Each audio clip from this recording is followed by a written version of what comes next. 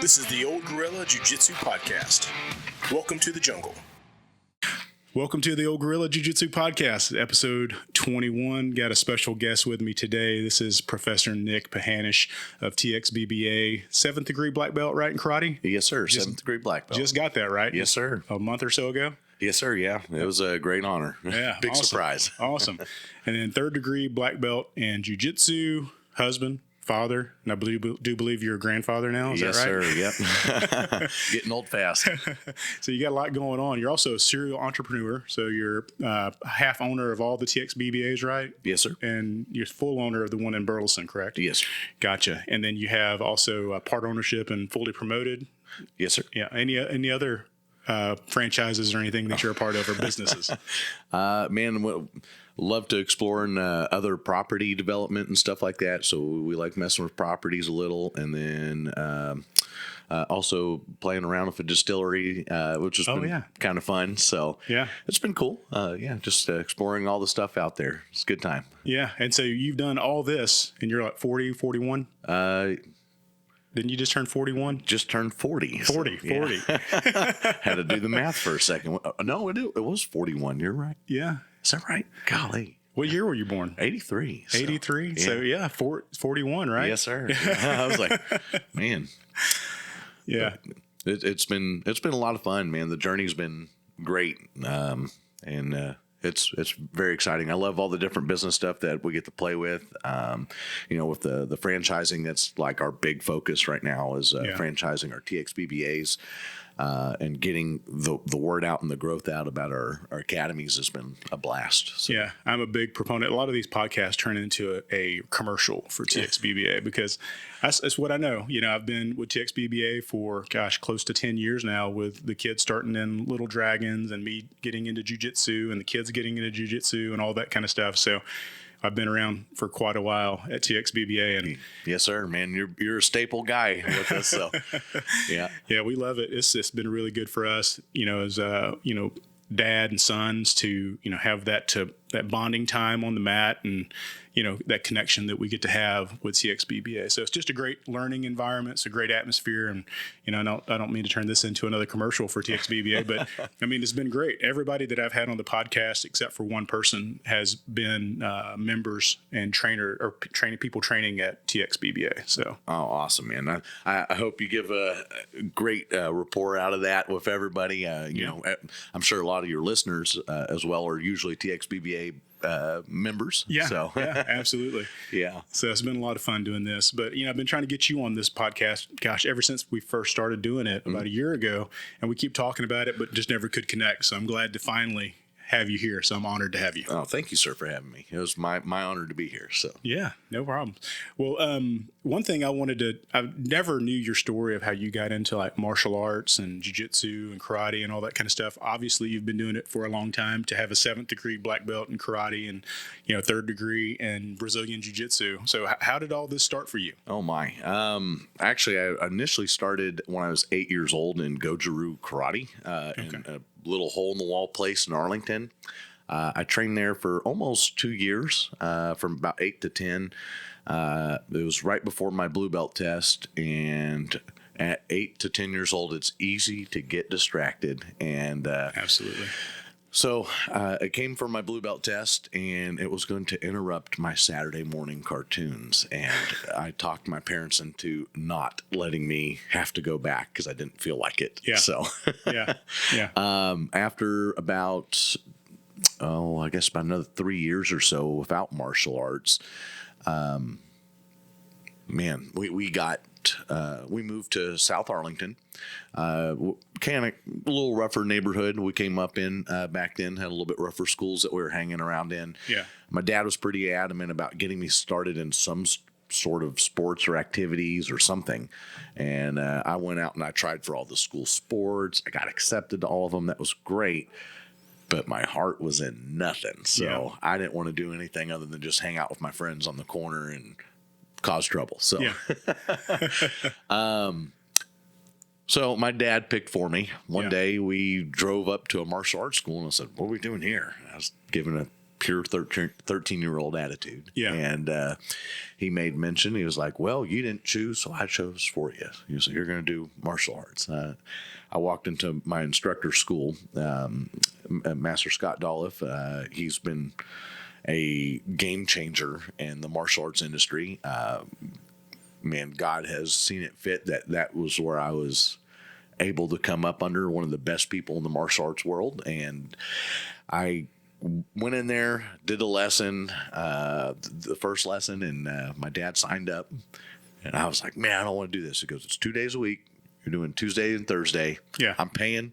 You're going. I don't want to go. So every Tuesday and Thursday, I got to give my dad mad props under this, and my mom as well, and my stepmom. They are all pushing me. Sure. You know, and I think this is really important for a lot of parents out there, you know, that having that back support system like that, man, push your kids to be great. And if you do it, it'll lead to great things. So, yeah. But between all three of them, every Tuesday and Thursday for a year straight, they wanted to make sure that I got there no matter what I said, no matter my attitude, no matter how much I didn't want to do it and how much I thought I was right. They said, you're going. At the end of the year, my program expired. And at that point, you know, I was half-heartedly going through the motions in the karate world. But if you do things enough consistently, you'll pick up on the lessons that are there. Slowly, my life started to change through the martial arts within that first year. And by the end of it, it's like I actually re-sparked a passion I had for the martial arts at that point. And my instructor started to pick up on it, and we got a little good job note in the mail from him, and I still have it to this day. I mean, oh, really? That's cool. Yeah, that was 28 years ago. So, and it was just a simple good job note. He was just acknowledging the little pivot I've had in my attitude. And yeah. And right there, it's like I was testing for my blue belt again. Yeah. At the end of the year, and they gave me some form to have my teacher go fill out or something like that, saying, yeah, he's able to test. And I was like, all right, cool. And my dad asked, he goes, hey, your program's up. You can switch sports if you want to now. And I was like, well, he goes, you've been complaining for years. He goes, if you want to quit, now's the time. So I was like, well, I'm just not ready to drop this just yet. Yeah. So I got to the point of right after we renewed, I really put my whole heart into it. And I got invited onto the leadership team. Nice. And I started helping in the school. I started cleaning, doing little things here and there, just kind of get started. Yeah. At 15 years old. And eventually I got to assist in classes. Eventually I started working with new students. And then, man, I got to go through the whole process. It's like my experience going through all these little steps was the foundation of what we technically built all of our TXBBA stuff on. Yeah. As far as on the leadership side, which is through these little experiences. And man, it's really, really an awesome journey as far as the steps that you go through. And if you ever do get started on our leadership team or CIT experience, man, it's very cool. You have a lot of leadership steps and development that comes along. And man, nothing was instant in the journey and all this. So it was just little steps, little changes of attitude, the 1% adjustment. And it's a lot of fun to go back and look over the growth, because when you're in it, you don't see it. Yeah. And it's funny to think about it 28 years later. Yeah. I was like, oh my gosh, I sucked. So yeah. Back then at 15, you go back and you look at those, and I remember how bad of an instructor I was. Yeah. Horrible. Well, you got to be bad before you could be good, right? Oh, absolutely. Right? So you got to get the dust knocked off of you, or the air knocked out of you, before you can, get those reps in, so you can get better. A little bit more better, a little better, Yes, sir. All the way until you get to be an expert, just with everything else. Yep. By the time I started teaching when I was a red belt, which is typically, it's like, okay, you could teach at red. Yeah. That's okay, but you're teaching the beginners. So yeah. they usually prefer you to be a black belt most of the time, and Gotcha. which was fine. But I got plenty of training experience during that red belt time. By the time I did get to my black belt, I was very well into my skin and able to teach Yeah. on a drop of a dime. So it was like, all right, let's go. So is red belt right before black belt? It's a couple steps before black belt. It's close. You're an advanced belt at that time. So once you get to your red belt, it's like, hey man, you're honing in on your black. Stay focused. Yeah. Yeah, keep going. So but that's really the biggest pivotal point I think I had, because there's a lot of people that once they get up to red belt, it gets tough. Yeah. And man, it's like, oh, things get harder here. And Yeah. they're like, oh, this is too hard. Yeah. Is that kind of like equivalent to like a blue belt or purple belt in jiu-jitsu? Yes. Okay. Yeah. It's like equivalent to a blue belt or purple belt in jiu-jitsu. It's like, the blue belts disappear in jiu-jitsu, so we hear. Yep. Don't be that blue belt. And then same for like on the karate side of the world. Once you get to an advanced belts think complacency is okay there. They'll get to the red belt and they think, hey, I know enough. I've done this a while. Yeah. It's like, I got to do a couple more things for my black belt, but I got the gist of it. Yeah. And they get this mediocre mentality to it. But really, it's like, man, if you tighten down your screws at the blue and purple belt in jiu-jitsu or the red belt in karate, man, that's your launch point. That's what gets you to your black belt, man. There's a difference between someone almost being a black belt, and there's a difference between someone who is a black belt. Sure. So. Yeah. So I encourage you, listeners, if out there, if you guys are in your process of that and you ever hit a low slump in your training, man, buckle down and double down and go all the way for it. It's definitely worth it in the end, because if it was easy, everybody would do it. Yeah. So, yeah, absolutely. And that's one of my favorite sayings. If it's easy, anybody could do it. That's right. If it's not easy, it means it's probably worth something. Yeah, so exactly. Buckle down and tackle it. Yeah. So anyways, I got to my black belt at 17. I started managing the school at 17. Oh, wow. Which that was a unique experience. Were you still in high school at 17? I was. Okay. So my senior year in school, I got onto the work program. I was ahead on my credits. I actually, around 14 or 15, as soon as I really started to commit to the martial arts, it's amazing. It's weird. It's like all my grades started to skyrocket up, and I started getting my credits early. I took honors classes. I was really focused on like, man, I'm going to graduate early if I can. Yeah. I'm going to get into college stuff. I was flying. My senior year, I took a couple college courses that was offered at our schools, which got me off campus a lot of the time. And then I also was on a work program, so I got to leave a little early as well because I had enough credits to do so. I was almost everything but English was honors. So, so if you ever read one of my emails, you'll understand that. But as far as the work behind it, though, I would take that time when I was out of school. I'd go spend it at the martial arts school, whether it be cleaning, marketing, phone conferences with my instructor. I didn't see my instructor there probably for about a 2 or 3 year period with him, and all my coaching with him was majority over the phone. So, oh wow, it was a very unique experience, and it allowed a lot of room for growth and accountability, and really exercise the self-discipline portion of the martial arts that we're all taught and talked about. And man, it's just great business habits, I think, come from martial arts training. So you got fully immersed into martial arts and then management and how to run a school and all that stuff at 17 as you're trying to finish up high school. Yes, sir. Yeah. That's amazing. Yeah, it was, I wouldn't trade it for nothing. So it's a great experience.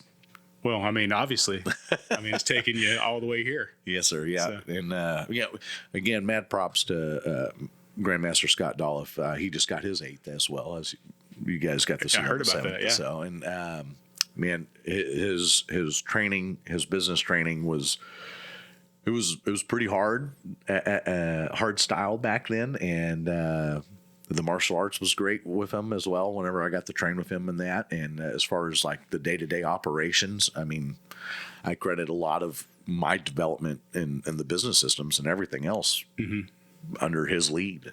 It was a great launch point for me. And so anyways, I continued that till about 21. And at 21, I was like, hey, we got to open another location. And this was the first time we had a difference of opinion as far as in operations and in the school. And he was like, no, let's just focus on this one. I was like, man, I'm running one of the top 50 schools here in Arlington, Texas, and South Arlington at that. Top 50 schools in the nation? Yes, sir. Really? Yes. Yeah. Wow. We had a nice little plaque and everything. So, wow. Yeah, it was great. That's cool. And I was like, man, let's go open another one. And he was like, no. I was like, all right. It's like, well, I really feel driven, and I have this idea, like, we need to go open more schools. We got to reach more people. Sure. And he's like, no, just do it from this one. I was like, oh my gosh. I was like, all right, well, I'm going to go open one. Yeah. And like I've outside of him. Yeah. And I told him, I was like, hey, I'm gonna do it. He goes, okay, well, good luck. Hey, I'd recommend you start out in Crowley. Yeah. You know, it's not competition, and two, this is a good area. Sure. I was like, okay. So I go around and we look around all over the place, and I found a little spot next to Kroger in Crowley, and that's where we opened our first TXBBA there. So, and had the business system laid out the way I wanted it, and I added the material I wanted to do. And at the time, it was just karate and a little bit of cardio kickboxing, like Billy Blank's Taibo style. Yeah. So 1990s karate kickboxing. Oh yeah. You know, it was the hot trend back then. Yeah. I had some Billy Blank's DVDs for sure. Oh my goodness. I look back on those and I was like, oh man. So yeah, but that, as you do in a lot of martial arts stuff, you look at something 20 years ago and very different from what it is Very today. different. So, yeah. But yeah, so we got out there and we got that started. I had another guy I knew from high school. I brought him out with me to help me get started. I trained him in how to do some of the business processes, refined his teaching. I got him to his black belt. And he got out there, and it was just with me and him, our first month open, and our marketing efforts. And I'm telling you, when your back's against the wall, you'll do great things. Yeah. So, because you kind of have to. Yeah. I went out and I chased loans to open this business for months. I got told no. I don't even know how many times, but Sure. with some of the business training, it was good. You're going to get told no a lot in a lot of business stuff. So Yeah. I went to bank, and got told no multiple times. And finally, I started to acquire some yeses on some different avenues, and that gave us enough funds to get started. Well, I calculated how much funds we needed to get started, and I was just about to the T. Only problem is I didn't leave any money for reserves. So, Oh, gotcha. so to pay rent for a business, car payment, house, you name it, I had $1,000 left. Yeah. The month we opened. Wow. And that's not enough to tough. pay for your rent, anything. Yeah. So I might have covered my car payment, maybe, Yeah. but that's not going to give me a place to stay. So, Yeah. so our first month open, we had 50 new students on our first month that we opened ours. And then, man, it grew and blew the doors off. Really? After that, we grew very quickly. After we did that, in 2006 or 7, I think it was 2007, we opened a Fort Worth location. Okay. I opened that, and I had it intentioned to have our black belt that was with us at the time to go over there and start the TXBBA model and of replicating and getting more and more people out there. And so we opened this location. I did the research. It was going to be a phenomenal location. I was like, man, this is great.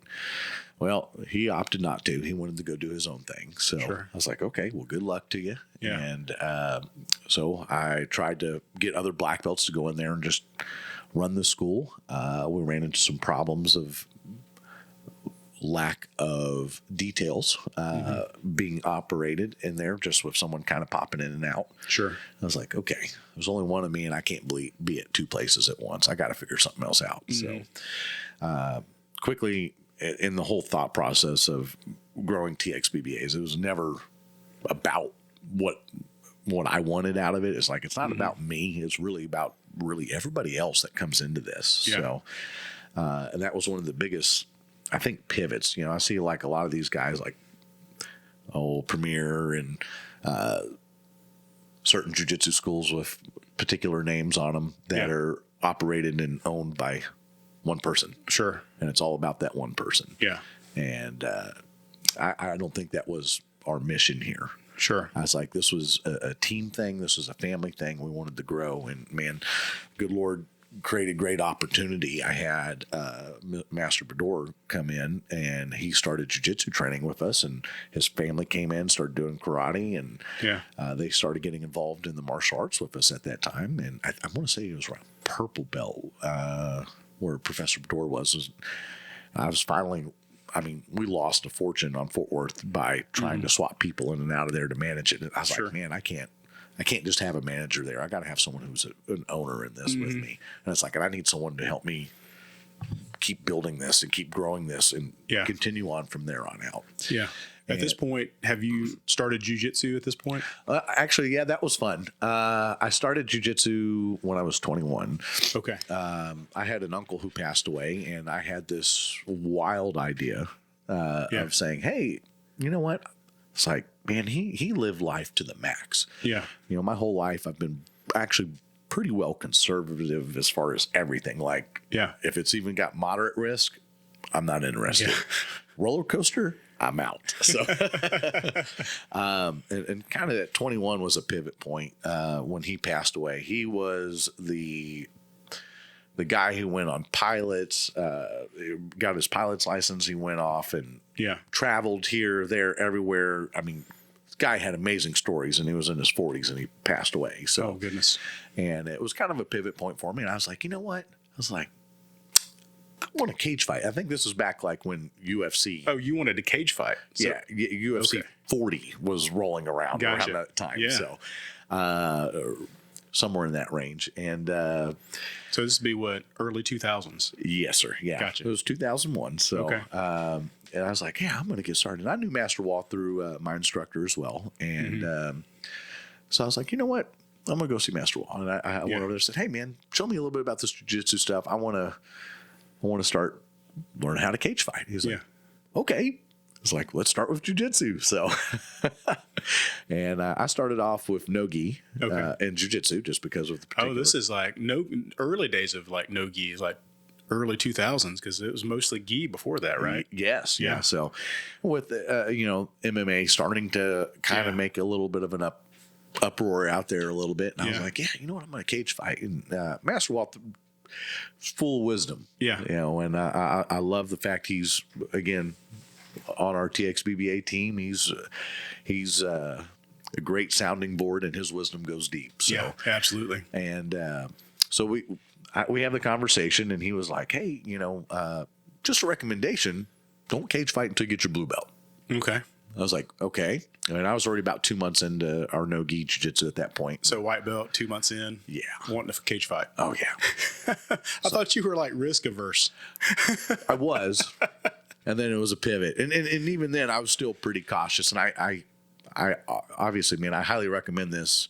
If someone gives you advice, listen to it. There's great experience behind it. So, and Master Wall was already working with a bunch of great cage fighters at that time too. So, and, we got started on the no-gi path. And then right around I got to my orange belt, he put me in a gi. Okay. And he's like, you really need to train gi. I was like, okay. And I started training gi, and I just got my butt whooped worse. Yeah. I was like, man, this is horrible. And I asked, I said, man, why do I need to train in gi if I'm not going to be fighting in one? He goes, think of it like running in the sand. Yeah. It's like you're getting resistance. Once you run on pavement, the resistance is gone. Okay. And then you get to just kind of launch forward off of that. And I was like, oh, okay. So we trained in gi. And every once in a while, you'd say, hey, no gi this day. I was like, okay, awesome. And I'd do no gi. And I was like, oh. Yeah. I was like, man, there's a big difference to that. So I got to kind of go through the experience of training and prepping and doing all this stuff. And I got to my blue belt, and wisdom started to kick in. And you start realizing, hey, I really don't know that much about jiu-jitsu. I know a little bit. Sure. But I don't know much. I was like, I really don't want to go out there and cage fight and get tapped in 30 seconds. So, but it was great. It's like, that's when I got my blue belt, that was right around UFC 60. I remember that was Hoist and Matt Hughes. Okay. So Hoist and Matt Hughes fight back then on UFC 60. And I'm a blue belt and I'm watching the fight. I'm like, oh my gosh, look at the Kimura. This is amazing. Yeah. Oh, I'm so excited. So I got started in jiu-jitsu there. And then Is this a shirtless Hoist? yes. Yeah. Yes. Yeah. Okay. Yes. So the Matt Hughes fighting him in UFC 60, Hoist actually lost to jiu-jitsu. Matt Hughes Really? I can't remember. I think he got him in an arm bar, if I remember right, or something along the lines. So, Wow. yeah. This is towards the end of Hoist in UFC, right? Yes. Yeah. Yeah. Well, I don't think we've seen much since After then. that, So yeah. Yeah. But it was a good speak for jiu-jitsu, though. I mean, Hoist is a good reason of why jiu-jitsu launched forward. Oh, absolutely. And, Matt Hughes is just like, man, there's the evolution of jiu-jitsu. Yeah. He was wrestling that incorporated jiu-jitsu, and Yeah. jiu-jitsu won. Yeah. I was yeah. like, Exactly. that's a good reason. So I got to my purple belt, and I'm still have it on my agenda to cage fight. And I made some contacts with people through the martial arts world. I started getting to hang out with some UFC fighters, and I got the corner for a couple UFC fighters on occasion. It was a lot of fun. We still have good connections to a couple of our guys that we used to hang out with. Everybody's getting older nowadays, Yeah. so they all got families, and yeah, it's pretty fun. And we got down into Miami, and there's Minotauro Nogueira's gym down there.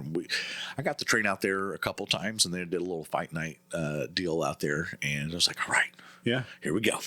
So I go out there for that, and I did a little 3-round fight night thing out there, and round 1 was okay.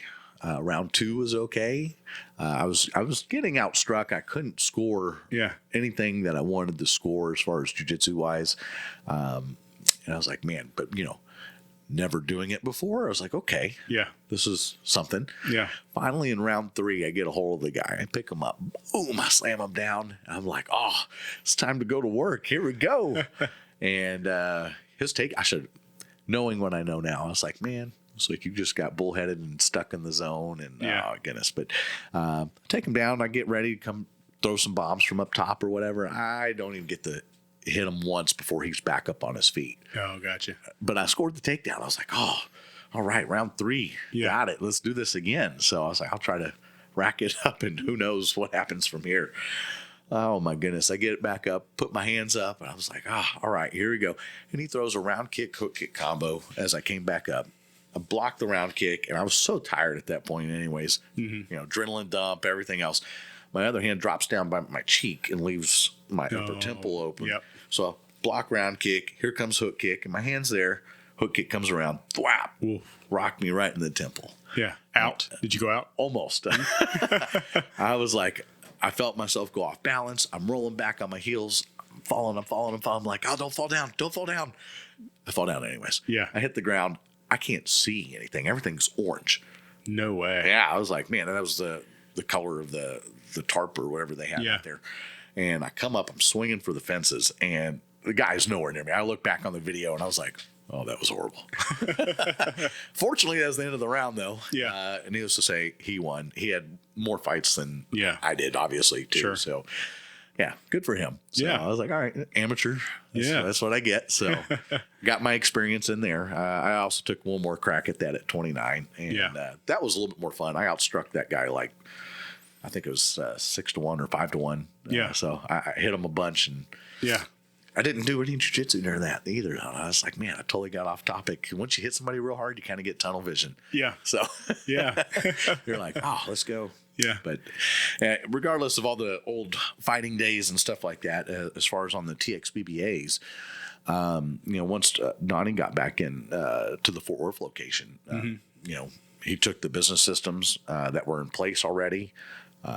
We would just bounce back and forth on stuff, and he exploded Fort Worth to what I thought it should have been. And I was like, man, I knew I wasn't wrong. Yeah. Just got to have the right guy in place, and someone who's willing to dig his heels in and elevate the systems and work it. Work it, man. And Yeah. he put his heels in. He blew it up so fast. I mean, I think he was ready to bounce out of his existing job within a couple months. That's awesome. And then they bribed him to stay longer. So. Yeah. So he stayed with that a little bit longer, and then he bounced out all the way. So, and then we started talking about it. I said, hey, it's like my goal was to grow this to at least 10 schools. Yeah. It's like, you want to come with? He's like, yeah, let's go. I was like, okay, Yeah. let's do this. So, I had another buddy of mine, Master Bowie. I've known him through the years. He actually opened his location right around the same time I did. Okay. He reached out for help, and then myself and Donnie went and met with him, and then we got that started. Donnie also had a black belt student at the time that was also ready to go out and jump. So we actually opened Midlothian and Cleburne at the same time. Okay. And we got them set up and got them moving.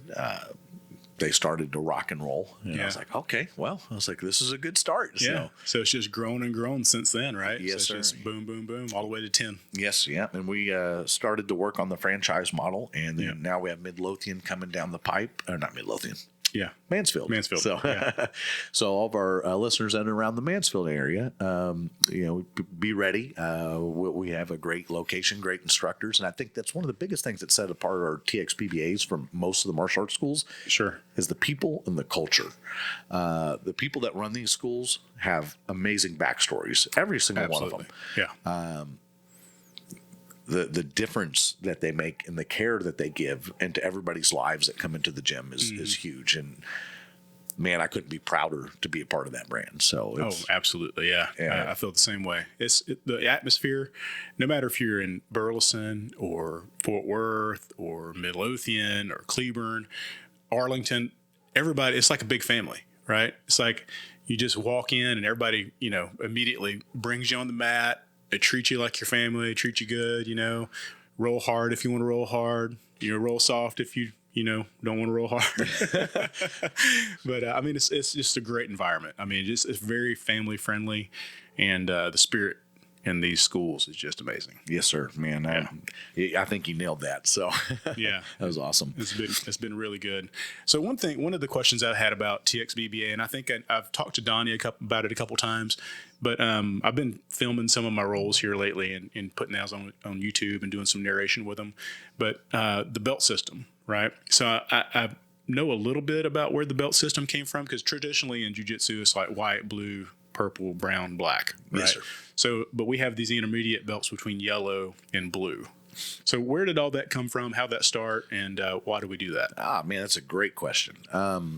So a lot of the times that you see ranks that go from white, blue, purple, brown, black, that's traditional old school jiu-jitsu. Old school, yeah.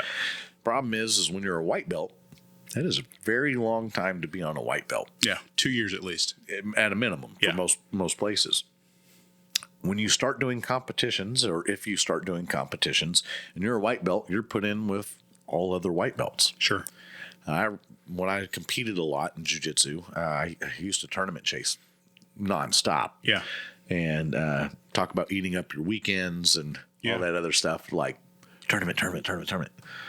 It's fun. Yeah. A lot of great experience. But it's definitely been a pivot. But to understand that a little bit better, again, going back to the rank, you have, when you start a jiu-jitsu tournament as a beginner, it can be very disheartening to when you are the 2-month white belt going against the 2-year white belt. Sure. There's obviously a drastic difference between those two roles. Gotcha.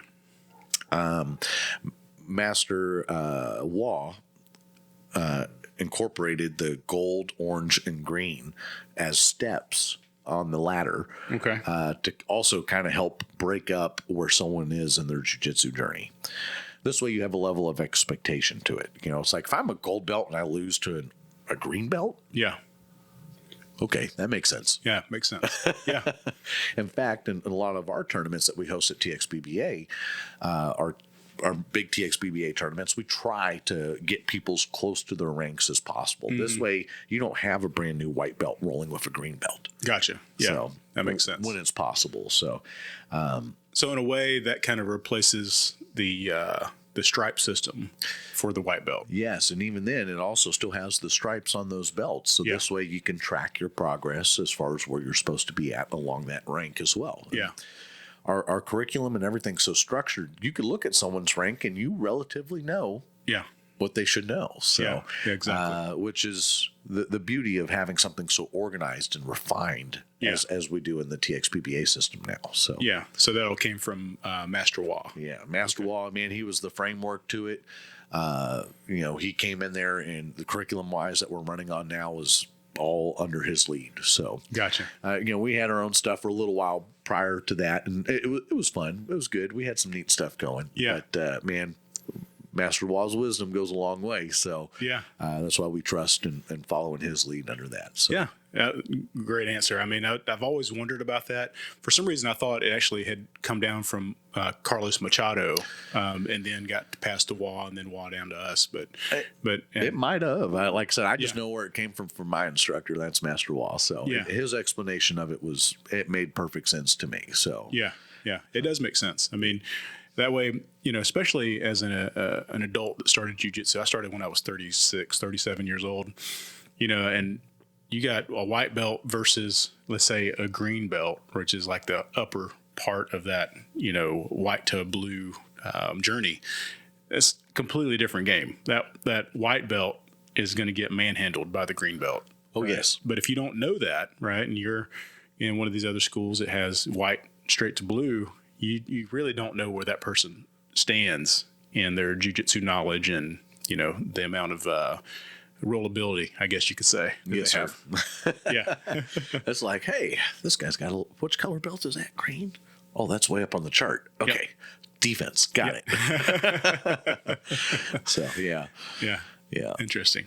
Well, you mentioned something too when you're talking about your cage fighting days that kind of reminded me. I sent you a video a couple days ago of Demetrious Mighty Mouse Johnson talking about fighting and jiu-jitsu, and he got into gi versus no gi jiu-jitsu and all that kind of stuff. Yes. Well, on this podcast, he was talking about how jiu-jitsu is much harder than fighting because, he had several reasons, but basically, you know what you're getting into when you're standing up and you're fighting.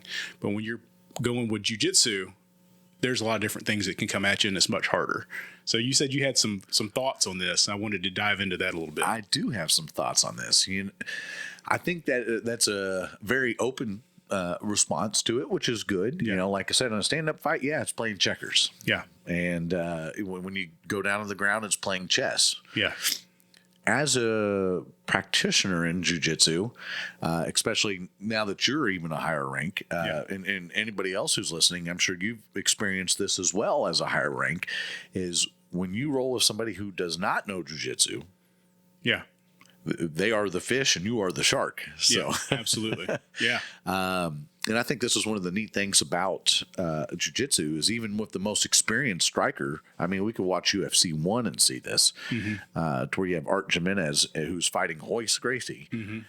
Royce Gracie puts the guy in mount and the boxer panics and taps out. Yeah.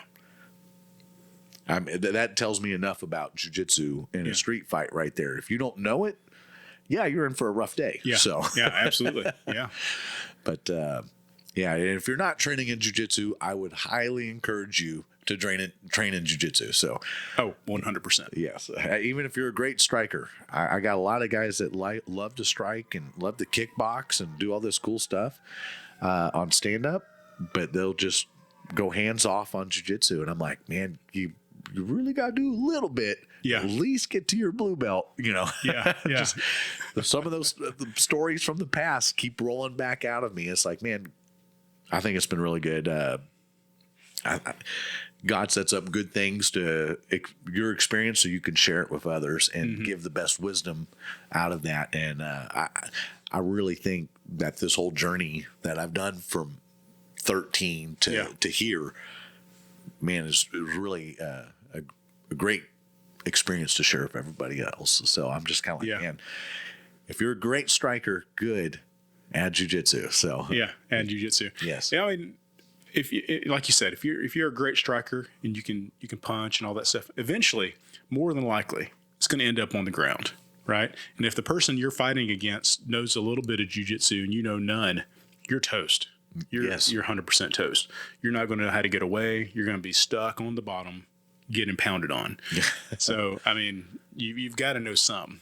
if you don't know anything, but I think it's better to know jiu-jitsu than it is to know how to fight. What do you think? Yes, yeah. Even if you don't know how to fight, jiu-jitsu was designed as a defensive art for the lesser opponent. It was designed for the smaller guy to be able to survive. Yeah. It's like you want a number one way not to lose a fight. Yeah.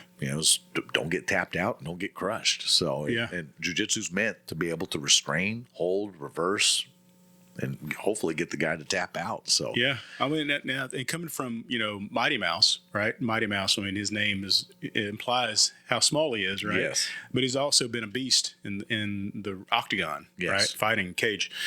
And, but him being an endorsement for jiu-jitsu and its power, I think that says it all. I mean, this guy's much smaller than most of his opponents that he's gone against.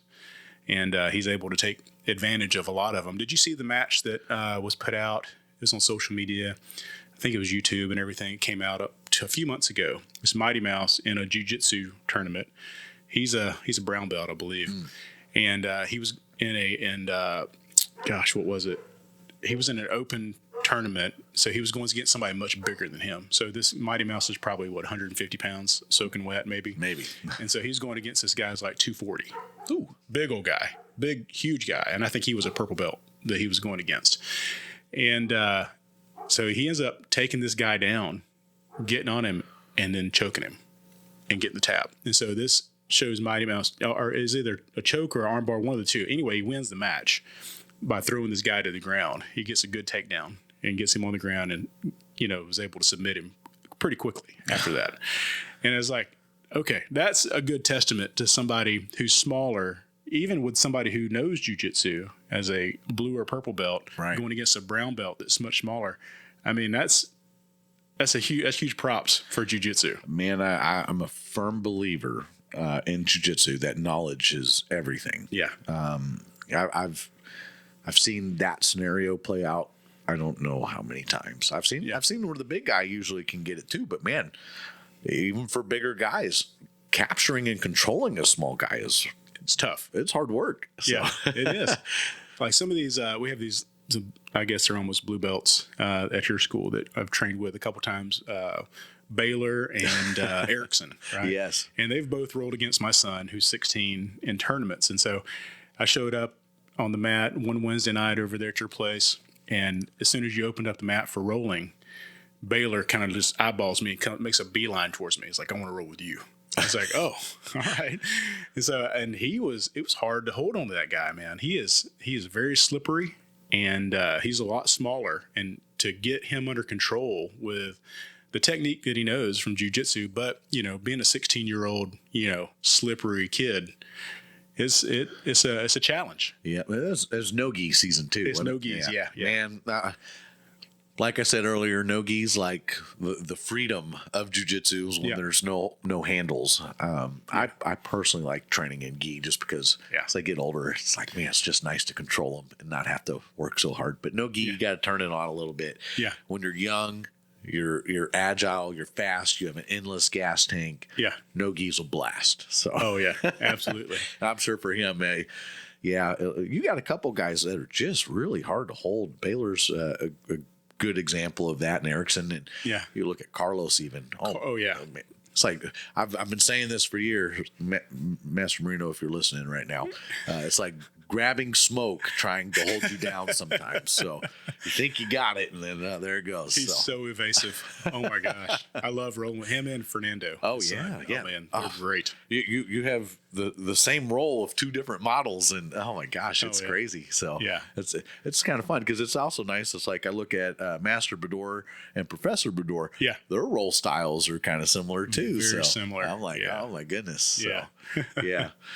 But it's great seeing that kind of stuff, and as far as the gi versus the no gi aspect on it, man, your escape level, if you're that high rank, it goes up, or if you're just naturally agile, and Baylor's hungry in jiu-jitsu right now too, so he's asking all the questions. So, which I highly encourage that as well, is make sure you ask all the questions. So yeah, absolutely. Yeah. So that brings us to the other thing that Mighty Mouse was talking about, like gi versus no gi. He's like, gi is much harder than no gi, right?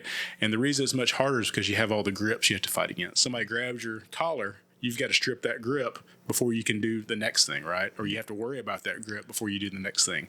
Versus with no gi, you're pushing them away. You can make a little space and push them away. They don't really have a whole lot to hold on to, right? Right. So what are your thoughts on that? You already prefer gi over no gi, but which one do you feel like is the tougher of the two jiu-jitsus? I know for a fact it's gi. It's more technical. Yeah. And it'll make you a better jiu-jitsu practitioner playing gi. Yeah. I have one of the good UFC guys that we were hanging out with. He'll do no gi with us. Yeah. All the time. Yeah. If we put him in a gi, oh my gosh, he's like, quit grabbing my clothes. So, you know, he's I hope I'm gonna probably try to shoot this podcast to him. But Brian, hey man, I'm gonna get you a uniform one of these days, and we'll officially get you ranked in jiu-jitsu after we get the roll for you a couple times in that gi. So There you go. But anyways, rolling in gi is definitely way more technical. Yeah. It's going to be harder just Yeah. because there's so many more moving parts. There's more moves that you have to be aware of. Yeah. And if you don't have it, Yeah. but hey, you know, this is the moral of the story, even on a self-defense side. Yeah. If you're wearing clothes, Most people are wearing clothes. most people are wearing clothes. And if they're not, I may not engage with You're them at on the wrong jiu-jitsu. beach. I may not engage with them in jiu-jitsu. I'll try to run foo before I have to defend myself for sure. But most people are wearing clothes. If you have a collar, gi jiu-jitsu is applicable. Well, just like, you're wearing a polo shirt. right. I can reach in there and get a deep half collar. Yeah. Yeah. And control you a little bit. Or even with a t-shirt, same thing. You reach in there and grab that collar. And Yes. you can get a lot of control with that, especially if you bunch it up in the back. Oh my gosh. That's my favorite. Yeah. Oh, wearing a long sleeve shirt. Oh, that's good. That's a sleeve choke too. Oh, yeah. So, yeah. Absolutely. But it's definitely preferred. And if you're a jiu-jitsu practitioner, like I said, I highly recommend keep training in gi. It'll Yeah. make you sharper. So Yeah. I saw something, I think it was yesterday or the day before, Gordon Ryan, right? He's king of no-gi right now. He's all over the place. He's like the big guy, the king, Gordon Ryan. And he came out and said that in 10 years, gi jiu-jitsu will be obsolete, right? And I'm like, why? I mean, what is the big deal? Why do you have to feel like, no-gi is elite? All these no-gi guys that are playing, they feel like they're so much better than us gi guys. Because I love training the gi. I mean, we do 2.5, 3 months in the summer of no gi, and I enjoy it because it's just a different skill set, makes you think differently, kind of changes up your game a little bit. Every year when we come back from no gi, my game's a little different because I've had to adjust a few things. I've figured out how to have a little bit more pressure, a little bit more control without having to rely on the grips. right. But man, my heart is gi. I mean, like you said, it's just so much more technical. You have so much more control. You have to think deeper whenever you're in gi versus no gi, in my opinion. And there's just so many more options for submissions and chokes and reversals and everything. There's so much more everything in gi. Yes, sir. Yeah. So what do you think about that statement that no gi will be, or gi will be obsolete in 10 years? It won't exist, essentially, is what he's saying. Gordon Ryan is definitely a showstopper kind of guy, and he'll make statements that will create controversy, which is great for Yeah. clickbait. Yeah. So I don't know if you truly feel that way. Hey, man, more power to you. But if you're looking at the art of jiu-jitsu, if you're going to be a skilled person, you got to train in gi. Yeah. You really do. And, if you're just going in there to cage fight and you just want to get an average level of jiu-jitsu, hey, man, more no-gi to you. There's a lot of places that specialize just in no-gi. Yeah. 10th Planet, you could do all the Frankenstein and this and that and the weird names. Hey, cool. That's a young man's game. Yeah. But if you really want to make jiu-jitsu an all-life practice, you got to train gi. Yeah. Yeah. That's just my thought to it. It'll be obsolete in 10 years? No. Yeah. I think anybody who's trained in jiu-jitsu or who's training in jiu-jitsu knows better than that. Yeah. So, yeah. you got to train in uniform, because I don't care how good of a no-gi player you are. If you find yourself anywhere that's remotely cold, Yeah. you need to know how to play gi. Yeah. Yeah. But a good judo guy will get a hold of you and throw you around. So, yeah. I don't think it's going anywhere. So. Yeah. Yeah, absolutely. Well, we've seen a huge growth in jiu-jitsu ever since I've been training for about 7.5 years or so, almost 8 years. But even from the time where I started to now, there's this big growth in jiu-jitsu. We see a lot more people coming into jiu-jitsu. There's a lot more conversations being had about jiu-jitsu. People know what jiu-jitsu is versus whenever I first started, they barely knew. They thought it was like another form of like karate, right? Like a striking art. But so what do you think? What do you attribute that to? Is that because of, like things like ADCC becoming bigger and, MMA and UFC and all that kind of stuff? UFC has a little bit of attention that goes to jiu-jitsu nowadays. Yeah. But I got to ask you something on this. I want to see what your thought is. What makes jiu-jitsu such a big selling point to you? Man, there's several things. One of the bigger things is me and my kids can do it together, right? But there, on the other side of it too, it's like there's something innate, I think, in a lot of guys that they just want to get out and just be physical, right? They want to get out, they want to roll, they want to wrestle, they want to do something that, fulfills that, I don't know, deep itch that they have inside. And that's what I have. I mean, it's like I grew up in the country, little redneck kid, WWF in the backyard, all that kind of stuff. And it was just fun. We just did it for fun. We weren't like really doing moves on each other. We were like really doing WWF where it's fake, right? Yeah.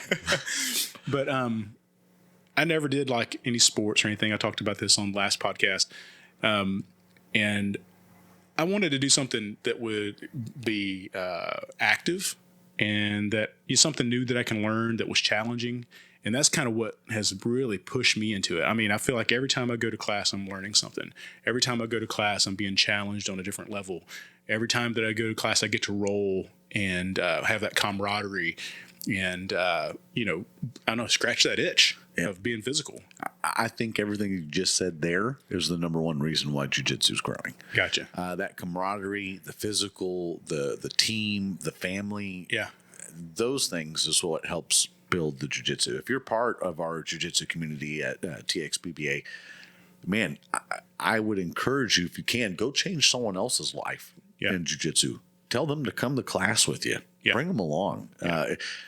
I don't know how many times I've seen someone come in that's been battling some other outside problem that comes in and how jiu-jitsu saves their life. Mm-hmm. I mean, it's not because they used it in self-defense the week later. It's what it did for their mental health, or what it did for their family, or what it did for their ability to process stress. Yeah. Man, it has become more popular because it's positive. Yeah, it's very positive. And I think that's one of the biggest things that for the jiu-jitsu community is, man, we got to reach more people. Yeah. So, well, I can't tell you the number of times that I've, made myself go to class. I didn't feel like it. I was tired. Maybe it just wasn't feeling it that day, or had a bad day or whatever. And then when I leave, it's like everything's flipped upside down. It's like I feel better. I have more energy. I have a positive attitude. And there's something about going, and I talked to Paul about this on the podcast a couple weeks ago. There's something about getting in there and on the mat, and the only thing you can think about is jiu-jitsu. When you got a big guy rolling against you and they're trying to choke you or armbar you or whatever, all you can think about is like, how can I prevent this guy from doing this, and how can I do that to him, right? You can't think about like, I have a car payment, or I had a bad day at work, or my kids are being, crazy at home, or whatever. You can't think about that stuff. You have to you have to shut off that stuff mentally, and that's therapeutic in a lot of ways. And then, also exercise is very therapeutic. Yep. You get that dopamine spike. So anyway, I'm going off on another tangent, but no, it's that stuff, all legit. It's all legit. Absolutely. No, it's very good. I think, even some of the roughest patches I've been through in my life, same circumstances. No, I don't want to go to jiu-jitsu today. Then I end up going. I'm like, man, I'm really glad I went to jiu-jitsu today. So yeah. But it's man, it's a life-changing art. And, you know, I know with a lot of our military people as well, this has been like one of their anchors for our military folks for PTSD stuff and managing that. Jiu-jitsu has been phenomenal and documented results on a lot of our military service. So highly encourage again, if you're in the military, hey, come hang out with us. We'd love to have you. So Absolutely. Well, we've been talking for just about an hour. Oh. And I know that you've got to wrap it up here pretty soon. Yes, You've yes. got a private lesson to go do. But, you know, I really appreciate you and everything you've done. I mean, the reason I'm able to train and do what I do is because of what you started 28 years ago. You know, as a kid, you know, even as a 8, 9, 10, 11-year, 12-year-old, getting in and getting involved and, you know, moving up the ranks and getting into leadership and, you know, the whole story that you told has impacted hundreds, if not thousands of lives in this area, you know, because of TXBBA. So I'll say it for everybody. We appreciate you and what you've done and what you started and what you continue to do. So it's just been amazing. well, thank you, sir. I appreciate that. And I think one of the biggest things, again, that we can do out there is reach other people to do this. I know in my journey where I could have gone, I had people I knew didn't make it out of high school. Yep. And I could have been in that group. Yep.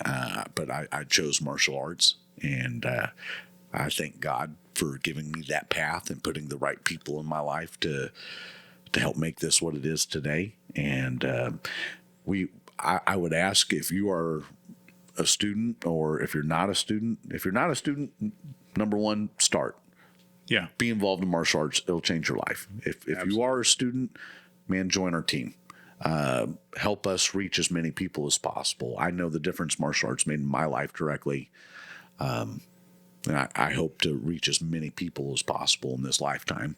Absolutely. Through the martial arts. And it's a great experience. And thank you for the hey, thanks to it. But man, if you really, I prefer not the accolades, but thank you. But if you really want to help out in it, man, reach others.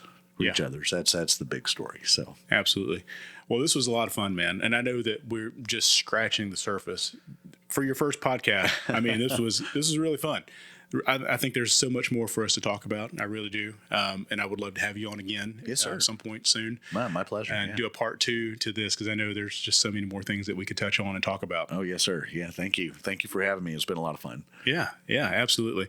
So real quick, so we have the podcast now on YouTube. So we have the video feed that goes out on YouTube and then Spotify.